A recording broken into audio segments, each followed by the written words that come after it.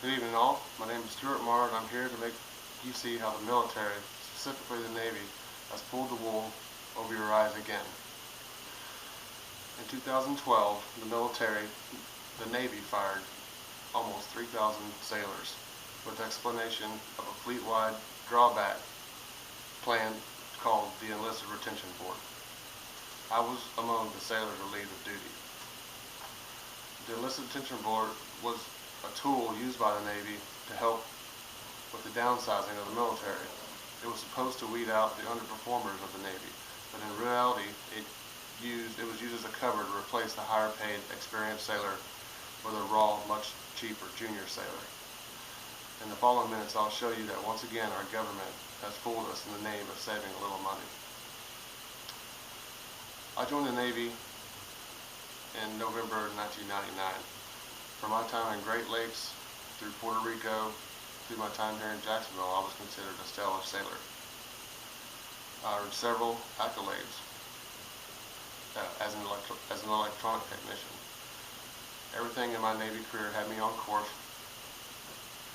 to retiring in 2019 at the age of 44, until the day that I was called into the captain's stateroom.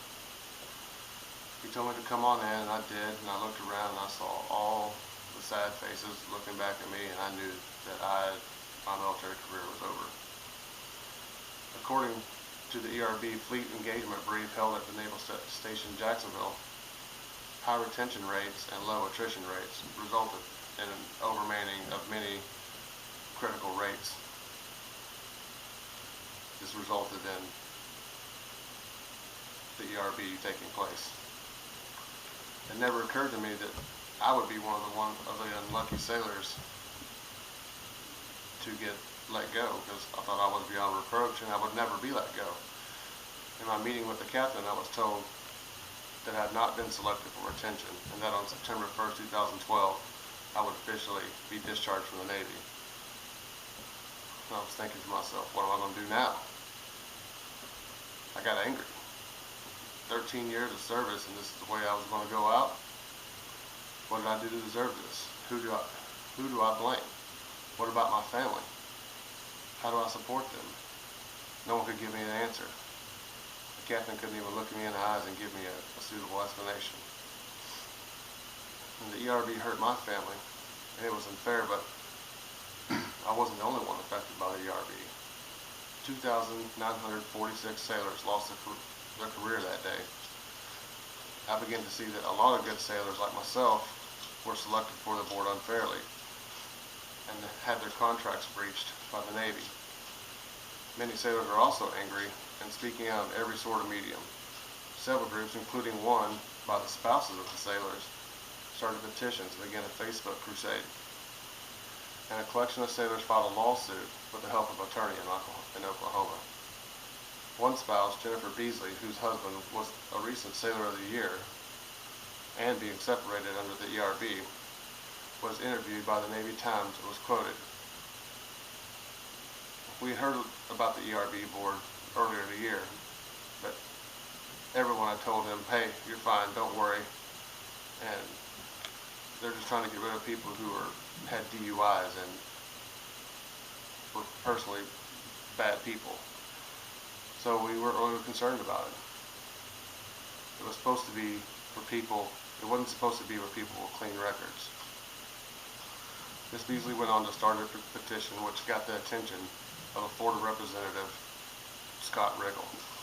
Mr. Riggle subsequently composed a letter to Chairman Wilson, who is the chairman of military affairs, saying he was concerned about the way the ERB was conducted. And the Navy recently released guidance on the voluntary sea-doo program and sea-doo incentive pay, offering eligible sailors an additional $500 to $1,000 to return to sea duty early or to extend to ships to support the critical undermanning of sea requirements. And this is why I suspect it was all a big cover-up. All of a sudden there's a serious undermanning issue in the Navy.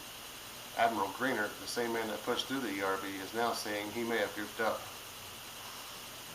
Among the reasons for the gap is earlier ship manning decisions, he said, especially for aircraft carriers, took too took too much risk in cutting the numbers of sailors assigned to the ship, he said. In addition, a lot has to do with the changes in the mission that require a different workforce. He went on to say he's about 3,000 below where he wanted to be, and we have the valve pretty wide open, he said. So if there's a message here, we are hiring. Navy Times reported this in March 26 in 2013. The Navy is now offering incentive pay to 10 ratings hit by the ERB in an effort to boost ship manning. Those include aviation's electronics technicians, aviation maintenance administration, electronics technicians, which I was, fire controlmen, gas turbine systems maintenance technicians, and the list goes on. So, the Navy effectively replaced higher paid sailors with less experienced recruits. The military, to me, used to be an institution with the highest moral principle and honor. However, after the implementation of the ERB, I now see that it is just another business with its eye not on the welfare of its soldiers and sailors, but on the bottom line. Thank you all for hearing me out. Good evening.